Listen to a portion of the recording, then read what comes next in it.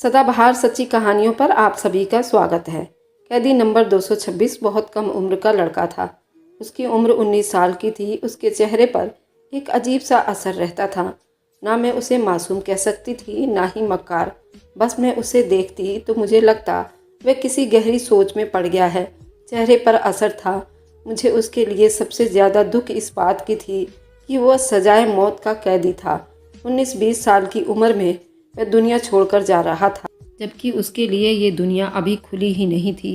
वह तो बहुत कम उम्र का लड़का लगता था। मेरा उससे पूछने का जी चाहता था, तुम्हें किस कारण से और किस जुर्म की सज़ा मिली है कि दुनिया की इतनी बहारें छोड़कर तुम इस दुनिया से जा रहे हो। मगर उसके चेहरे पर इतनी मायूसी होती कि मेरा उससे बात करने में भी दिल घबराता था। मेरा नाम अनुष्का है। मैं एक इंस्पेक्टर थी। पुलिस में काम करने वाले लोगों की तरह मेरा दिल बहुत सख्त था, मगर उस कैदी को देखकर मेरा दिल पिघल जाता था और मेरा दिमाग सवालों में भर जाता था। उससे बहुत सारी बातें पूछना चाहती थी, मगर जेल के अंदर ऐसा माहौल नहीं होता कि आप किसी कैदी से उसके पर्सनल लाइफ के बारे में पूछ सके। आज मुझे ऊपर से ऑर्डर आया था कि कैदी नंबर 226 की 2 दिन के बाद सजाए मौत थी, यानी कि उसकी सज़ा का वक्त आ गया था। उस लड़के को जल्लाद के पास भिजवाना था। मेरा दिल बुरी तरह से घबरा रहा था। मैं आज पहली बार सजाए मौत की कैदी को उसकी सज़ा सुनाने जा रही थी। मेरा दिल बहुत ज़्यादा परेशान था। मैंने सोचा था कि मैं उस कैदी से उसकी आखिरी ख्वाहिश ज़रूर पूछ लूँगी, क्योंकि मरने से पहले इंसान की आखिरी ख्वाहिश हमेशा पूछी जाती है। ये कैदी का हक होता है। उस सजाए मौत के कैदी को दिया जाता है, चाहे वो अपना पसंदीदा खाना खाए, चाहे पसंदीदा आदमी से मिलना चाहे। उसकी आखिरी ख्वाहिश हमेशा पूरी की जाती है। कैदी नंबर 226 का नाम प्रदीप था। उससे भी उसकी आखिरी ख्वाहिश पूछी जानी थी, मगर फिलहाल उसके रिश्तेदार उससे मिलने आए थे। मैंने देखा उसकी माँ उसे गले लगाकर रो रही थी। बेटा, मुझे पूरा यकीन है कि भगवान तुझे ये सज़ा नहीं होने देगा, तुझे इस सज़ा से बचा लेगा। मेरा दिल कहता है कि मेरा बेटा बेगुनाह है। मुझे उस औरत पर तरस आने लगा। माँ, आप ये कैसी बातें कर रही हैं? सजाए मौत तो उसकी 2 दिन के बाद होनी थी। भला उसे कौन रोक सकता था? असल में अगला दिन तो 15 अगस्त का दिन था, इसलिए मुझे आज ही ऑर्डर मिला था कि मैं प्रदीप को उसके घर वालों से मिलवा दूं, ताकि फिर बाद में उसको फांसी दी जा सके। मेरा तो ख्याल था प्रदीप की आखिरी ख्वाहिश अपने घर वालों से मिलना होगी, तो वह उसके बाद कोई ख्वाहिश नहीं करेगा, बस सुकून से मर जाना पसंद करेगा। मगर मैं ये नहीं जानती थी कि उसकी ख्वाहिश इतनी ही अनोखी और निराली होगी। खैर, प्रदीप को उसके घर वालों से मिलवाने के बाद उसे वापस जेल में बंद कर दिया गया। अब उसके पास सिर्फ 24 घंटे बचे थे। मैंने उसके पास गई और हमदर्दी से उससे पूछा। पहली बार मैंने उससे बात की थी, प्रदीप, तुम्हारे मरने से पहले तुम्हारी आखिरी एक ख्वाहिश पूरी की जाएगी। तुम्हारी कौन सी आखिरी ख्वाहिश है? उसने मुझसे इतना ही तीखा सवाल किया था, यही कि तुम अपने घर वालों से मिल लिए हो। अब तो तुम्हारे दिल में कोई ख्वाहिश बाकी ना होगी। अनुष्का मैडम, ऐसा तो बिल्कुल नहीं है। मेरी एक आखिरी ख्वाहिश ज़रूर है, मैं उसे पूरा करना चाहता हूँ। प्रदीप ने बड़े भरोसे से जवाब दिया था। क्या है तुम्हारी आखिरी ख्वाहिश? प्रदीप ने कहा, तुम लोग मुझसे वादा करो कि मेरी आखिरी ख्वाहिश ज़रूर पूरी करोगे। हाँ हाँ, मैं पूरी करूँगी, ज़रूर पूरी करूँगी, ये तुम्हारा हक है। मैं उसकी कम उम्र का तरस खाकर बोली थी। फिर ठीक है, मुझे किसी बड़े अधिकारी के सामने पेश किया जाए, मैं अपनी ख्वाहिश का इजहार उसी से करूँगा। बहुत ख़ास ख्वाहिश है मेरी। मैं जानता हूँ कि तुम किसी अधिकारी तक नहीं पहुँच पाओगी। ये बात उसकी थोड़ी हैरान करने वाली लगी थी। उसकी बात सुनकर मुझे उस पर गुस्सा तो आया, लेकिन क्योंकि वह सजाए मौत का कैदी था, मैंने सोचा जाने दो, बेचारा बस 2 दिन का ही मेहमान है, मुझे उससे दुश्मनी करके क्या मिल जाएगा। मैंने जेल के एसीपी साहब के सामने प्रदीप को पेश कर दिया। एसीपी साहब बोले, बच्चे, तुम्हारी आखिरी ख्वाहिश क्या है, बता दो अपनी। मैं हैरान थी, एसीपी इतनी नरमी से सजाए मौत की कैदी से कैसे बातें कर सकते थे, मगर शायद वह भी उसकी हकीकत को जानते होंगे कि उसका कसूर क्या है और उसे सज़ा क्यों मिली है। यहाँ पर ज़्यादातर कैदी ऐसे ही थे जिनका कसूर छोटा था और सज़ा बड़ी थी, जबकि बड़े गुनाह करने वाले आदमी आज़ाद घूम रहे थे। फिलहाल जब उससे उसकी आखिरी ख्वाहिश पूछी गई तो उसने कहा कि एसीपी साहब, मैं आखिरी बार और पहली बार शादी करना चाहता हूँ और एक दिन पूरा अपनी पत्नी के साथ बिताना चाहता हूँ। उसकी ख्वाहिश सुनकर हमारे तो जैसे मुंह को ताले लग गए। एसपी साहब ने अक्लमंदी और होश से काम लिया। देखो बच्चे, तुम्हारी शादी तो हम करवा देंगे, मगर तुमसे शादी करने के लिए मानेगा कौन? कमबख्त तुम्हारे घर वाले भी तो अमीर नहीं हैं, तुम एक गरीब खानदान से हो। क्या एक मौका ख़राब कर रहे हो? कोई और चीज़ बता दो, खाना पीना या किसी से मिलना जुलना। हम तुम्हारे लिए ये सब कुछ करने को तैयार हैं, क्योंकि तुम इस दुनिया से जा रहे हो। हमारे लिए दुख की बात है, मगर कानून सख्त है और कानून ऐसा ही सबके लिए बराबर है, चाहे कोई कम उम्र और मासूम है या फिर ज़्यादा उम्र का या बदमाश, सबके लिए एक ही सज़ा है। मैं नहीं जानता कि तुम्हें सज़ा क्यों हुई, तुम्हारा केस तो सबसे ज़्यादा गंभीर है, लेकिन ये है कि अब तुम सजाए मौत के कैदी हो तो बिना वजह तो नहीं हो ना, तुम्हें किसी वजह से तो सज़ा मिली है।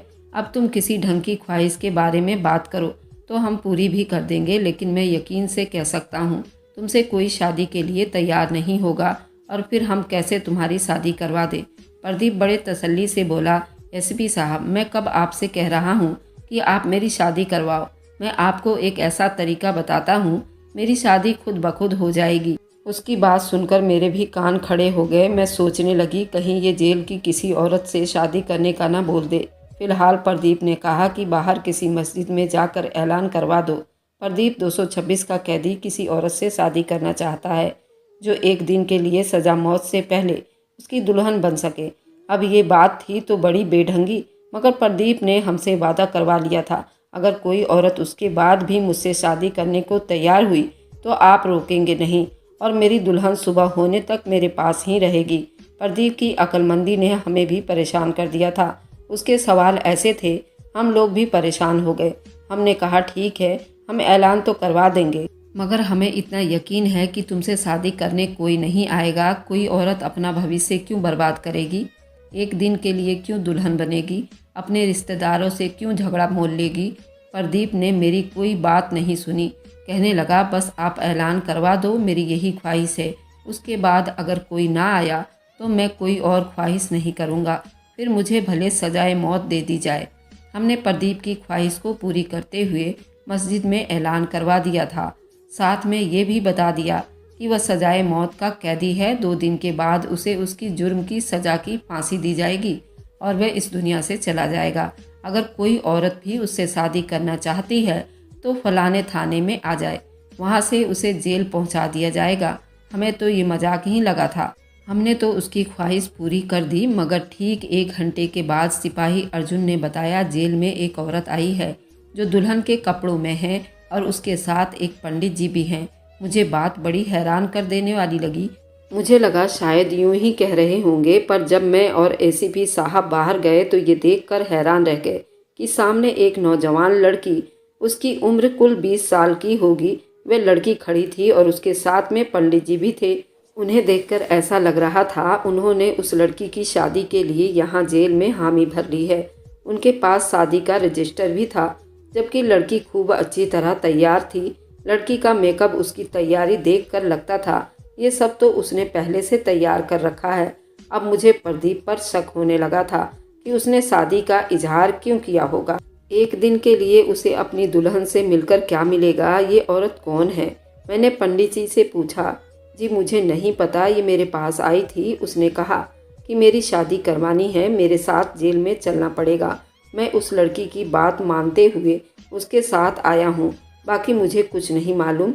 उसने दुल्हन का कपड़ा पहना हुआ था, बोली कि मुझे जेल लेकर चलो, मैं प्रदीप से शादी करना चाहती हूँ। मुझे नहीं पता जी इसके दिल में क्या है। मैंने तो उसे समझाया कि ऐसा नहीं करो, मगर ये समझने के लिए तैयार नहीं है। कहती है कि मुझे प्रदीप से शादी करना है। मैं उसे बता चुका हूँ कि वह सजाए मौत का कैदी है, 2 दिन बाद ही उसकी मौत हो जाएगी, मगर ये मानती ही नहीं। कहती है कि कोई बात नहीं, भले मैं एक ही दिन की प्रदीप की दुल्हन बनकर मैं उसके साथ रहूं।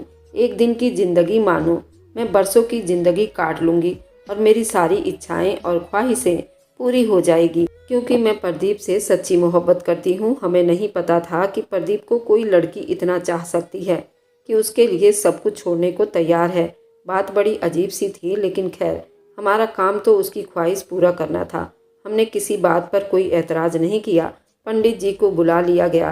प्रदीप को उसके जेल से बाहर लाकर ऑफिस में बिठा दिया गया। पंडित जी ने शादी पूरी करवा दी। प्रदीप ने कहा कि अब ख्वाहिश के हिसाब से, वादे के हिसाब से आप मेरी दुल्हन को मेरे जेल में भेज देंगे। मैं उसके साथ बातें करूंगा, पूरा दिन बस हम अपनी पुरानी यादें ताज़ा करेंगे, फिर ये चली जाएगी। उसके बाद मुझे आप फांसी पर चढ़ा देंगे, कोई गम भी नहीं होगा, मुझे मेरी मोहब्बत मिल जाएगी। प्रदीप की बातें सुनकर मेरी आंखों में भी आंसू आ गए थे। सच्ची मोहब्बत वाकई में ऐसी होती है, मैं यही दिल में सोच रही थी, मगर ये नहीं जानती थी कि उसके पीछे कितनी बड़ी कहानी होगी जो हमारे भी होश हवास उड़ा कर रख देगी। एसीपी साहब ने मुस्कुराते हुए मुझे इशारा किया, तुम उस लड़की को प्रदीप के पास ले जाकर जेल में बंद कर दो। वहाँ तो कुर्सी भी नहीं है, बिस्तर भी नहीं है। ये बेचारी खुद ही तंग आकर थोड़ी देर में बाहर निकलने के लिए कहेगी। मैं भी यही सोच रही थी। मैं उस लड़की को जेल में ले गई। वहाँ तो मुश्किल 2 लोगों के खड़े होने की जगह थी। मैंने उन दोनों को जेल में बंद कर दिया, फिर बाहर आ गई। मुझे लगा था थोड़ी देर के बाद वह लड़की तंग आ जाएगी, मगर मुझे हल्की हल्की सी आवाज़ आने लगी। ऐसा लग रहा था कोई कुछ खोलने की कोशिश कर रहा है। शक हुआ शायद जेल का दरवाज़ा तोड़ने की कोशिश की जा रही है, मगर मैं तसल्ली में थी। मैं जानती थी कि जेल का दरवाज़ा खोलना इतनी आसान बात नहीं है। मेरी कोशिश यही थी कि प्रदीप अपनी आखिरी बातें अपनी मासूका से कर ले। मुझे उन दोनों में फ़िलहाल कोई दिलचस्पी नहीं थी। जो वह बातें कर रहे थे ना ही मैंने सुनी और ना मैंने ध्यान दिया। मुझे तसल्ली करने के लिए बस एक ही बात काफ़ी थी कि जेल में इतने सारे गार्ड और जेल के दरवाजे पर एक मजबूत ताला लगा हुआ था। उस ताले को कोई भी चाहकर भी नहीं खोल सकता था। काफ़ी देर बीत गए, मुझे नींद आने लगी थी। तभी मुझे जेल से थोड़ी सी चीखने की आवाज़ आई। मैं जल्दी से वहाँ पहुँची तो वह लड़की जो कि प्रदीप से शादी करने के लिए यहाँ आई थी, वह लड़की जेल में बैठी हुई थी। उसने कहा, मुझे यहाँ से निकाल दो, अब मैं प्रदीप के साथ 1 मिनट भी नहीं रह सकती। मुझे लगा शायद प्रदीप ने उस लड़की के साथ कोई बदतमीजी की होगी। उसने कहा, मेरे घर वाले मेरा इंतज़ार कर रहे होंगे तो मुझे घर जाना है। मैंने जल्दी से जेल का दरवाज़ा खोल दिया, उस लड़की को आज़ाद किया और वापस ताला लगाकर प्रदीप को कैद करके वापस मैं अपने कमरे में आ गई। मैं उस बात से बेखबर थी कि जब मैं सुबह उठूँगी तो एक तूफ़ान होगा जो मेरे इंतज़ार में होगा। एसीपी साहब ने मुझसे कहा, वह सजाए मौत का कैदी 226 कहाँ है? मैंने कहा, वह अपने ही जेल में होगा। आप ऐसा क्यों पूछ रहे हैं? बोले कि मुझे तो कहीं नज़र नहीं आ रहा। मैंने एक दूसरे कांस्टेबल को भेजा था, प्रदीप को लेकर आए। तुम जाकर जेल नंबर 226 में चेक करो, वह कहाँ है, कहीं तुमसे कोई गलती तो नहीं हो गई। मैं एसीपी साहब को ये तो कह दिया था कि मैं जाकर देखती हूँ, पर मेरा दिल तेज़ी से धड़क रहा था, मानो मुझे तो सांस नहीं आ रही थी। अगर वह कैदी कहीं गुम हो गया, उसने मुझे चकमा तो नहीं दे दिया, अब मैं क्या करूँगी। खैर, मैंने जल्दी से 226 वाले जेल में गई। वहाँ तो अंधेरा ही अंधेरा छाया हुआ था। मामूली के हिसाब से मैं प्रदीप को आवाज़ दी, पर कोई जवाब नहीं आया। मैंने टॉर्च जलाकर देखा तो एक मरियल सा आदमी था जो कि जेल के फर्श पर पड़ा हुआ था। ऐसा लग रहा था कि उसकी मौत वाकई हो चुकी है। मैंने जल्दी से जेल को खोला, मगर जब मैंने उस आदमी को हाथ लगाया तो मेरी जान ही निकल गई। इतने एसपी साहब भी पहुंच चुके थे। उन्होंने भी उस आदमी की तरफ देखा तो उनकी भी होश उड़ गए थे। एसपी साहब ने मुझे डांटने लगे कि तुम्हें इतनी अकल नहीं है कि तुम इतने साल से ड्यूटी कर रही हो, क्या तुम्हें अभी तक इतना एक्सपीरियंस नहीं हुआ यहाँ काम करने का? मगर अभी तक तुम्हें लोगों की समझ नहीं आई। शर्म आनी चाहिए तुम्हें। पता नहीं तुम्हारा ध्यान कहाँ होता है। अगर किसी लापरवाही की वजह से मुझ पर सख्ती की गई तो उसकी जिम्मेदार सिर्फ और सिर्फ तुम पर होगी। एसपी साहब मुझे बातें सुनाने लगे और मेरा दिल चाह रहा था कि सामने बैठी लड़की को उठाकर बंदूक ठोक दूं। इतना बड़ा धोखा जो हमारे साथ हुआ था उसे किसी सूरत में भुलाया नहीं जा सकता था। मैंने तो सोचा था कि ये लड़की जो दुल्हन बनकर प्रदीप के साथ मिलने के लिए आई है वह प्रदीप के मोहब्बत में पागल है, दीवानी है, मगर मैं ये नहीं जानती थी कि प्रदीप ने उसे और हमें धोखा देने के लिए इस्तेमाल किया है। वह खुद दुल्हन के कपड़े में निकलकर जेल से भाग गया था और हमारे सामने इस लड़की को छोड़ गया था। अब उस लड़की को हम सजाए मौत तो नहीं दे सकते थे, क्योंकि सजाए मौत का कैदी जो होता है सज़ा तो उसी को दी जाती है ना। अब उस लड़की को हम क्या कर सकते हैं, जबकि ये लड़की आदमियों के कपड़ों में हमारे सामने बैठी थी। आप लोगों ने प्रदीप के साथ अच्छा नहीं किया, सजाए मौत का हकदार नहीं था, ये बात तो वक्त साबित करेगा। उस लड़की ने आंखों में आंखें डालकर मुझसे ये बात कही थी तो मुझे उस पर बहुत ज़्यादा गुस्सा आने लगा, मगर मैं कुछ नहीं कर सकती थी। एसीपी साहब ने हुक्म दिया कि प्रदीप को जल्द से जल्द ढूंढा जाए और 2 दिन के बाद हम क्या जवाब देंगे। हमने उसे सजाए मौत देनी थी, फांसी के फंदे तक पहुंचाना था और हमें चकमा देकर भाग गया। बड़े अफसोस की बात है, मुझे तुम्हारी ड्यूटी आदमियों के जेल में लगानी चाहिए थी। औरत जो होती है वह मर्दों को नहीं समझ सकती। एसपी साहब ने मुझे बातें सुनाते रहे। मेरा दिल बहुत घबरा रहा था। मैं समझ नहीं पा रही थी इतना बड़ा धोखा मेरे साथ कैसे हो सकता है। मैंने एक आदमी पर भरोसा किया, एक लड़की पर तरस खाया, तरस खाकर उसकी शादी करवाई और उसने मेरी ही आंखों में धूल झोंक दी।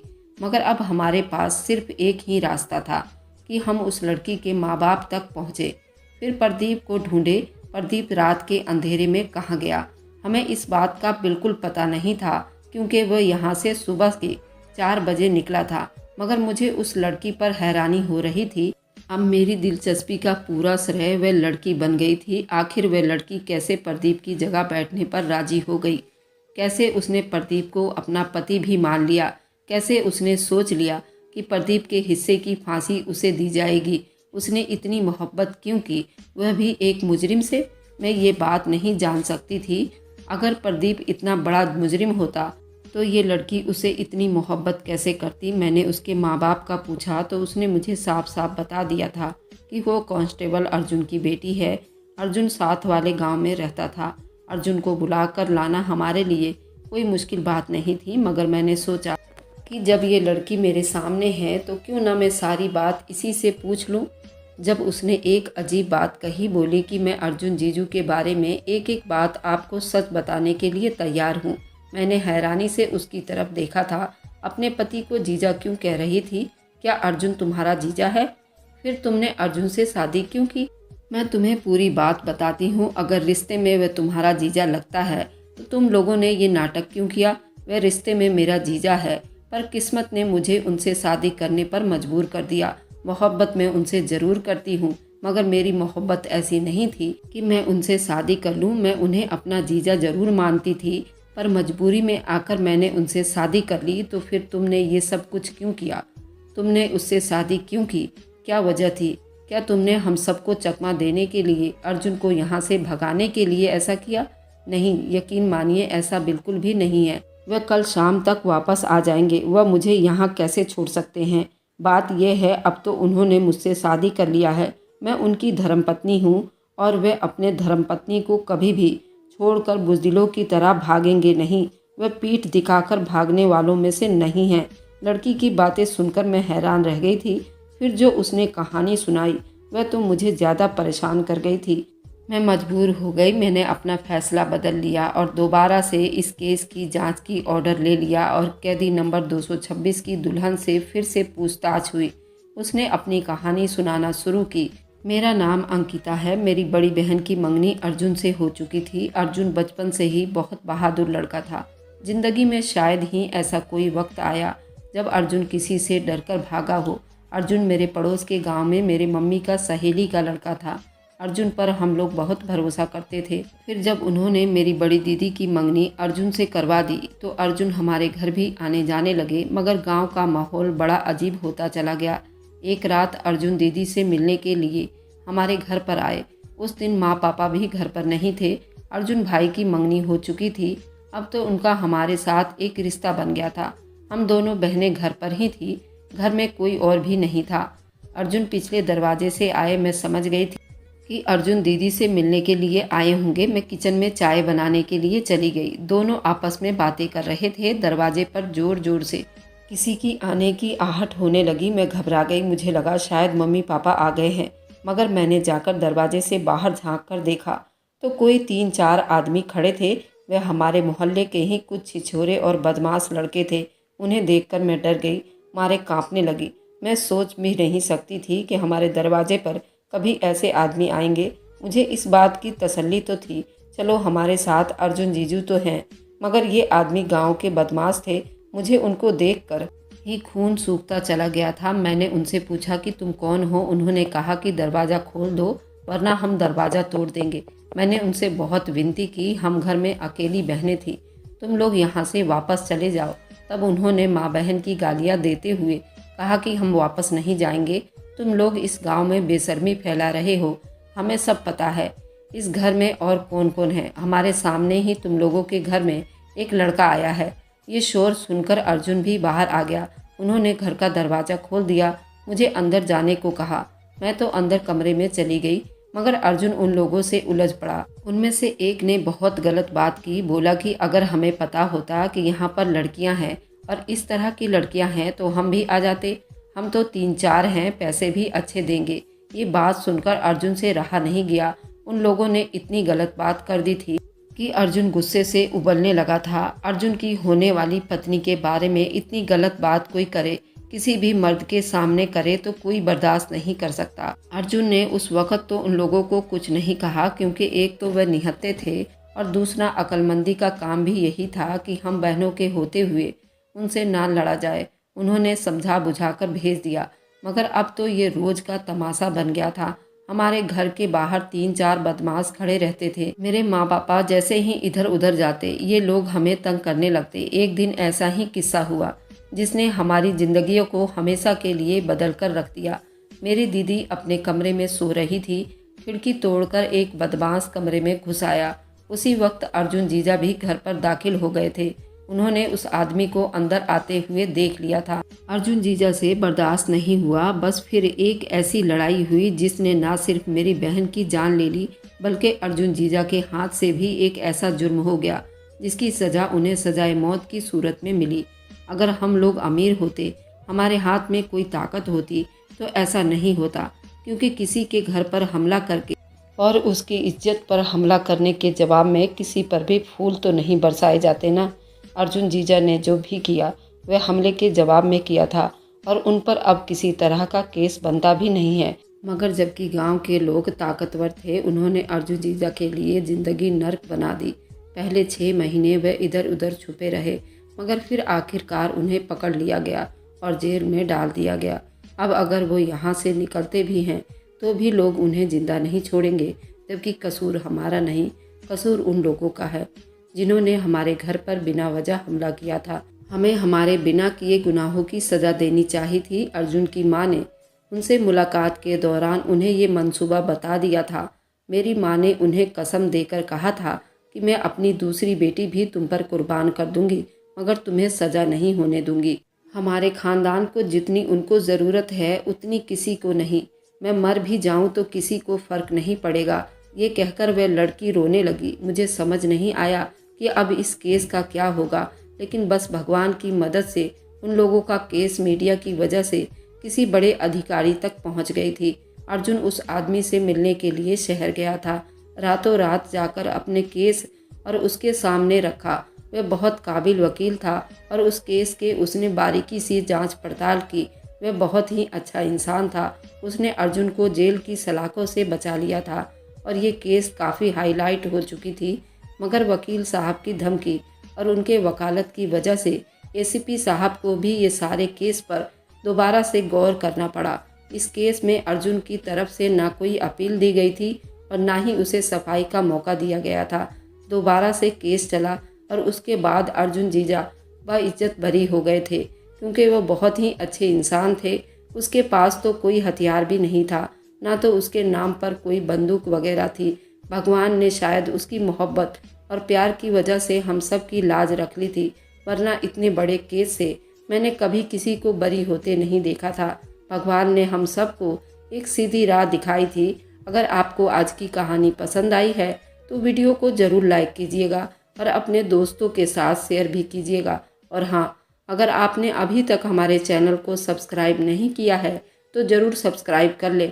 मिलते हैं हम अपनी कल की एक नई दिलचस्प कहानी के साथ। मुझ पर सदा अपना प्यार और स्नेह बनाए रखें। सभी को मेरा प्यार भरा नमस्कार दोस्तों।